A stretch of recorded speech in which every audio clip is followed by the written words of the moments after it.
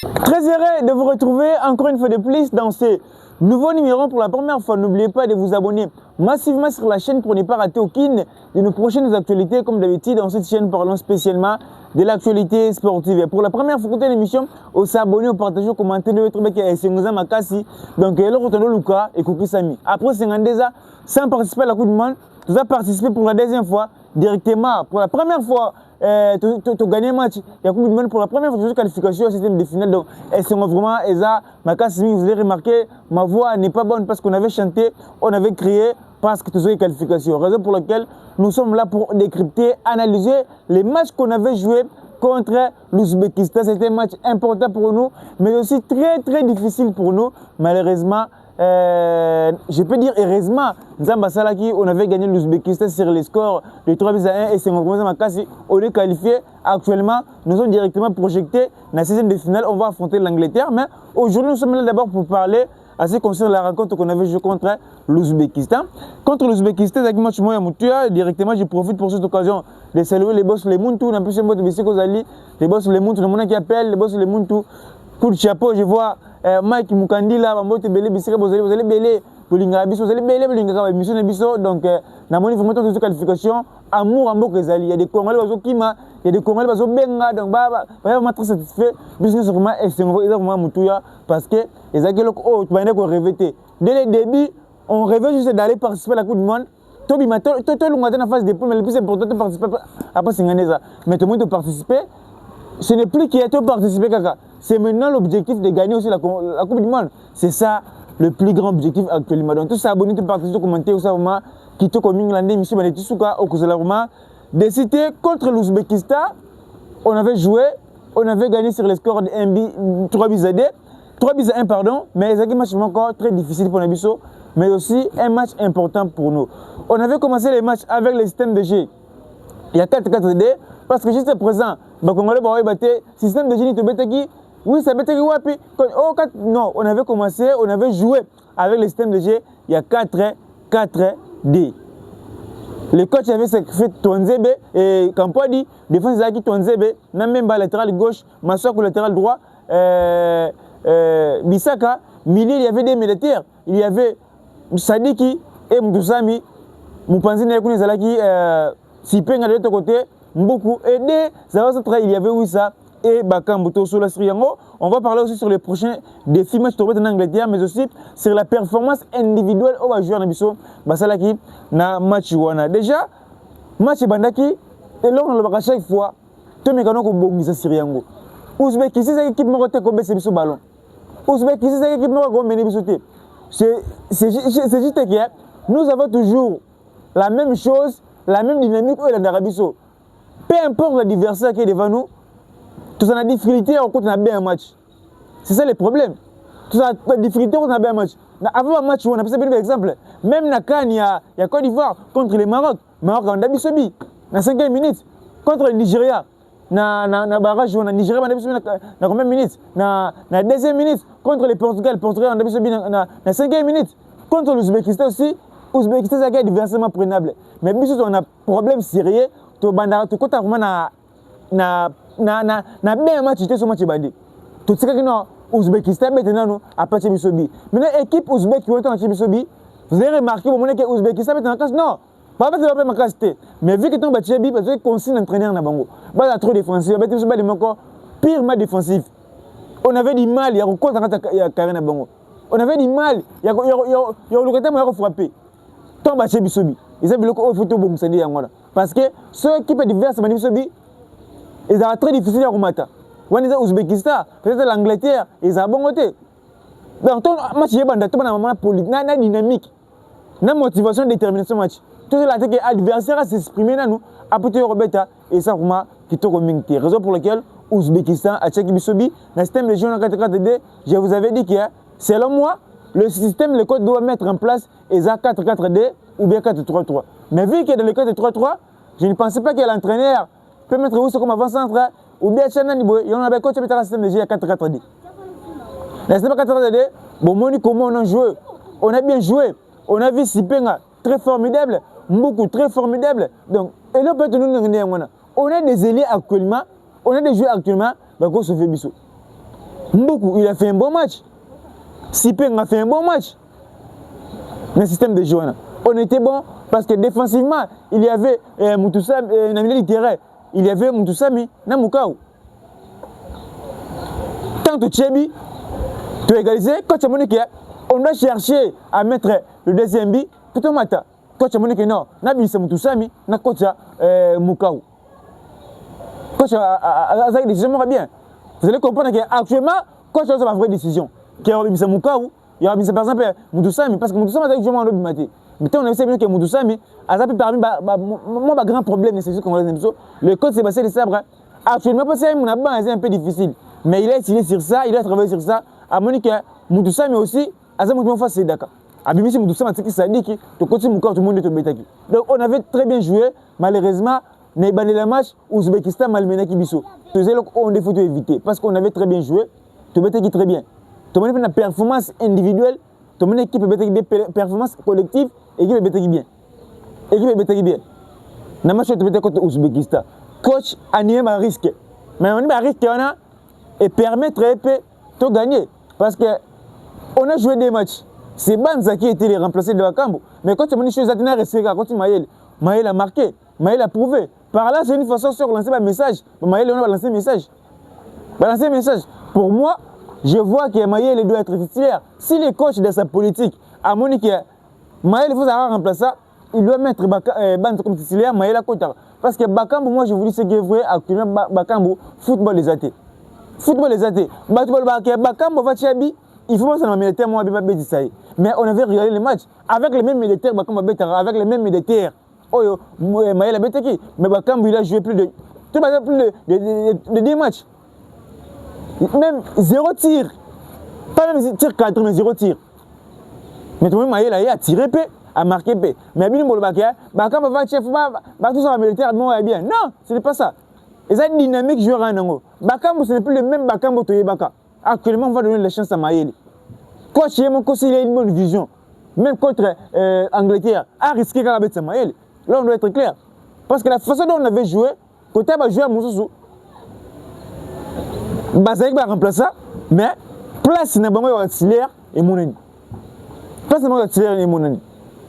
Côté la nette au bout de Maël, c'est bénéfique, beaucoup bénéfique. Si on n'en parle même pas. Ça fait mal en regardant le match qu'on avait contre la Colombie. Côté on va jouer le roi Sipeng en avant.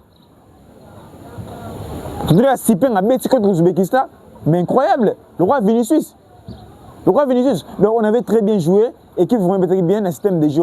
Il y a 4D. Parce que ce n'est pas le système de jeu et gagne sa équipe. C'est l'animation du système de jeu. Parce que le joueur va se positionner 4-4-D, 4-3. Mais toi, on va animer, on va se positionner sur Yango. Par l'un d'équipe pour gagner. Parce que vous avez 4-4-D. Bon, on a l'espace, l'équipe, elle va exploiter l'espace où on a marqué. C'est l'animation qui te sera système de c'est l'animation qui te gagne sera système de jeu. Raison pour laquelle tu es très motivé, tu sais pas parce qu'on est qualifié. Actuellement, on va se projeter dans le match contre Angleterre. On va se projeter dans le match contre Angleterre. Parce que en termes collectivement, on avait très bien joué. Les coachs aussi, Azamoutou. C'est une façon directement, il y aura une décision bien. Pour le prochain match. Il y aura des décisions bien. Pour que les joueurs on mérité. On mérité. Même Banza paye. Il y a un mon Bakambu. Parce que Banza n'a pas été. Bakambu on a joué des cannes. Non, Makate. Ce que Bakambu est titulaire. Le code lui-même a conscience qu'il y a actuellement Bakambu est titulaire. Soit continuer à continuer titulaire, peut-être Sébastien de Sabre à comprendre l'autorité. S'il a une très belle vision, normalement Bakambu ne mérite pas d'être titulaire. Dans la suite de compétition, peu importe le score de l'Angleterre, Bakambu ne mérite pas. Parce qu'on a vu le volume de jeu, comment un avanceur s'est positionné. C'est là, je ne dis pas que Bakambu c'est un mauvais joueur, mais actuellement, on regarde la performance bien. N'engma il a côté de terrain, Bakambu bon côté, Bakambu c'est un bon joueur. Présence, même les biens Maïle, je ne pense pas que Bakambu va au Tchango. Là, on doit être clair. Je ne pense pas que Bakambu va au Tchango. Mais Maïe, les présences, tout le monde a frappé. C'est grâce à lui aussi qu'on a marqué les buts de Wissa. Il a frappé qui l'équipe pensait mais Charles a passé Wissa. Mais Wissa a frappé côté. C'est grâce à Maïe. Mais tu as bongo. Tout ça, je vais percuter. On va toujours bénéfique. Tout ça, je vais chaka. Parce que je vais le voir Bakam, on chaque fois. Tu as bêti des cannes, 11 matchs à Tchéna Haïti. À Tchéka Bimako. Banza qu'on a match officiel dans la chaîne a été. Donc, peu importe les matchs, Banza a contre le batek. Ah, beaucoup de Banza, pas Banza a autre. Non, tu as vraiment l'esprit parce que tout le monde n'a pas Banza tête dans match officiel. Mais Maël, quand on continue de te motiver, tu es Maël a autre. Tu es joueur de Tchaka. Ce que il dit coach Meshak, coach Mboukou, pour te montrer que tu es joueur de côté, bah changer mon match les gars vraiment qui toko mingi. Maintenant, performance collective, on avait très bien joué. Équipe était bien, mais il y a d'autres joueurs, il faut pas bon ça parce qu'on doit être clair. Nous autres on avait très bien joué, mais dans la logique des choses, il y a aussi des déchets techniques qu'on doit arranger. Là c'est obligatoire parce que collectivement, on avait très bien joué. Bah joueur bah moi qui m'a vraiment très bien parce que bah on est à victoire ou rien. Bah joueur vraiment très bien. Maintenant, performance individuelle, on va commencer avec Mpassi.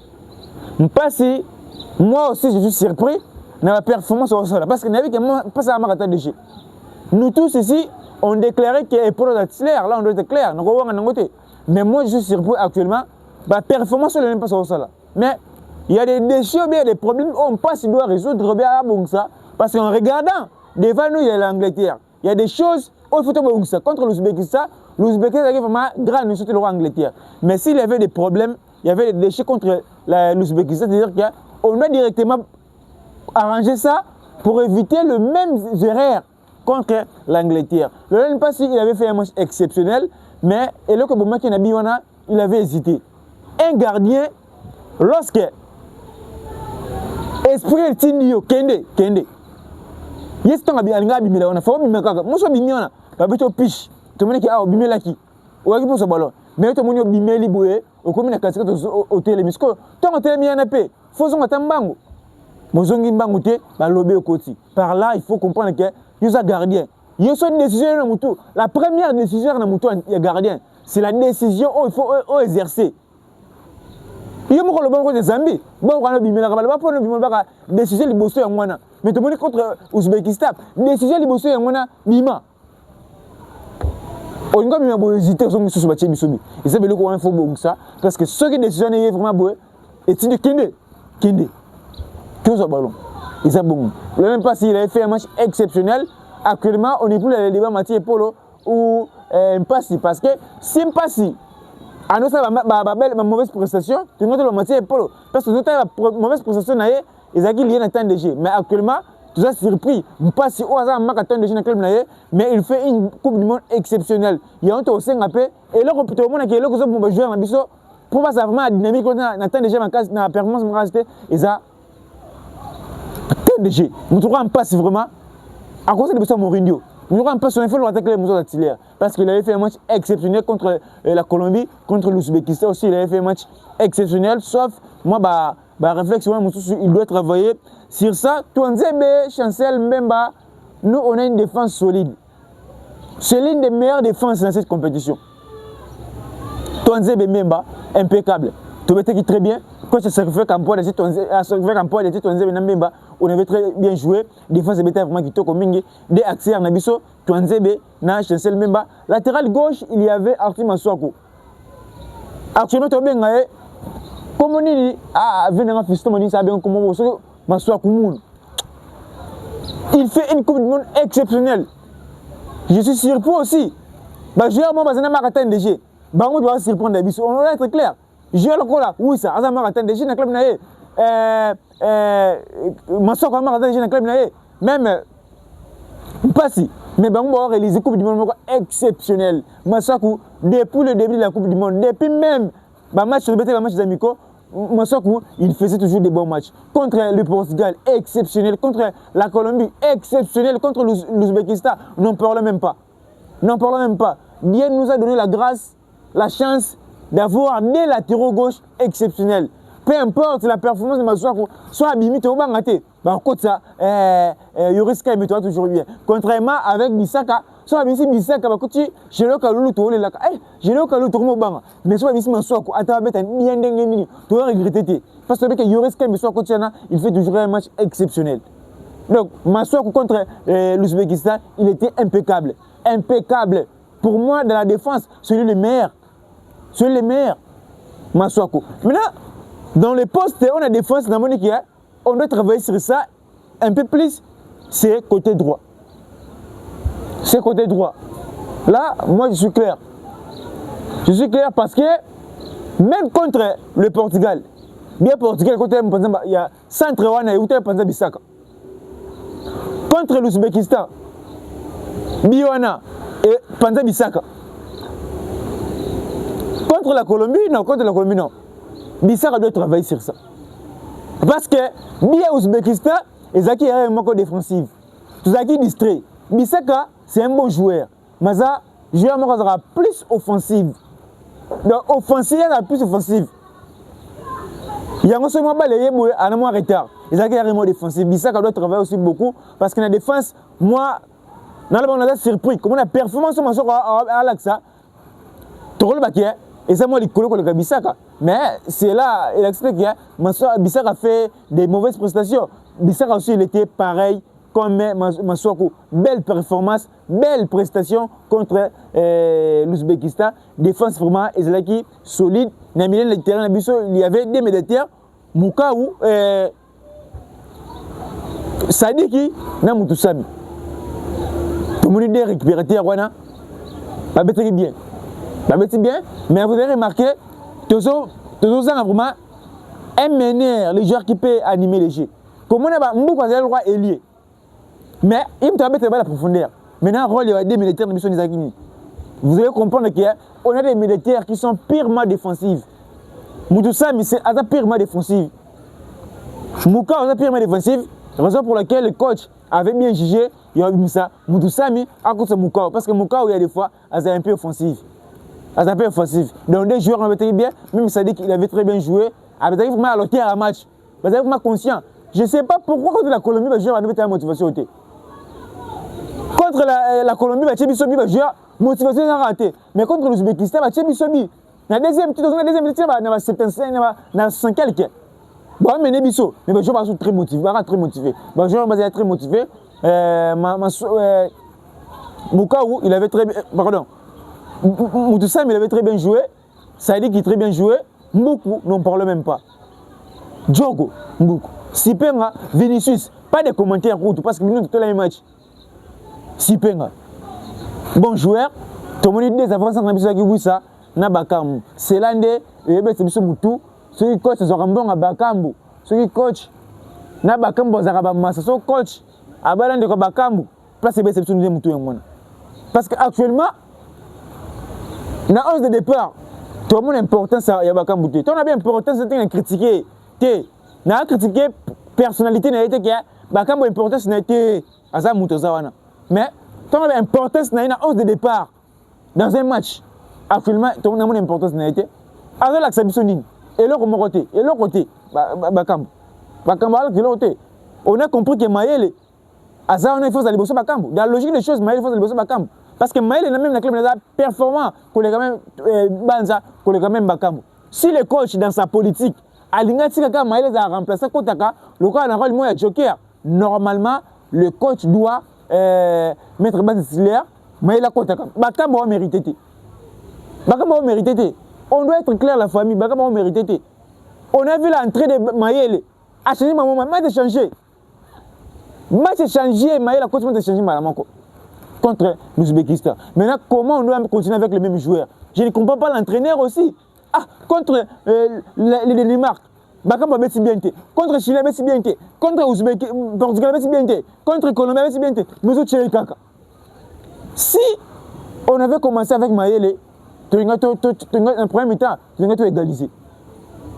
Parce que Bakambu, en premier temps, on a été. C'est pas défenseur à divers. C'est pas normal. C'est pas normal. Bakambu doit beaucoup travailler. Bakambu vraiment doit beaucoup travailler. Pour Boéza qui est communauté, parce qu'actuellement c'est lui le seul. Oyo, quand tu as plus de chance. Maintenant, on a prouvé que initié la retirée. De l'autre côté, mon Amoka, Yohan Wissa, meilleur buteur de l'histoire. Il y a RDC dans la Coupe du Monde, 3 billes. Homme du match, Yohan Wissa. Ah, bébé Wissa.